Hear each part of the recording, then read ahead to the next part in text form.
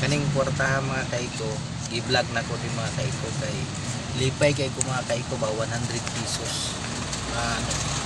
Gikan sa St. Elizabeth Hospital mga kaiko, paadto og emergency. Lipay na gani ko mga kaiko, tagaan ko 20 kay sobra na sa minimum. Ang minimum gutri mga kaiko 15 duro kay nang St. Elizabeth sa emergency hospital. Pag nawag niya mga kaiko, ma'am wala ko'y kambyo sa dili imuha na lang lipay jud kaiko, shoot out dahil sa katong wama ko kaila sa imo ma'am, pero dako kay kung kalipay mo sangko sa wala dili ko kabalo kung sa kadako dako kalipay mo kay tungod lipay jud kaiko.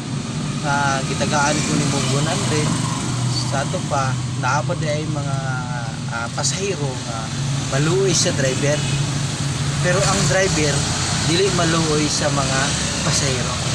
So mo ni ako ma'am, dagan kay salamat ma'am, daghan kayo dili mabilang ako pasalamat sa imo kay lipay kay kung ma'am duora kayo actually isag 20 pesos lang sobra sa minimum lipay na kay kung ma'am, pero kani 100 pesos dako jud kay kung kalipay nako kay pasalamat. So daghan kay salamat sa imo ma'am, tagaan pangalan ng biyaya, tagaan ta sa kinabuhi sa Ginoo o katong niaging adlaw nga gikan sa kisisi atong asinan ang ingon niya 100, pero pag naog niya tagaan po og 150. Daghan po kay salamat sa imo ma'am, tadagan pag blessing mabot sa inyo kay dili mo madamot sa blessing nga naa sa inyo so nalipay dito ma'am nga kamo naluoy mo sa kuha basin sa uban mga driver pa puta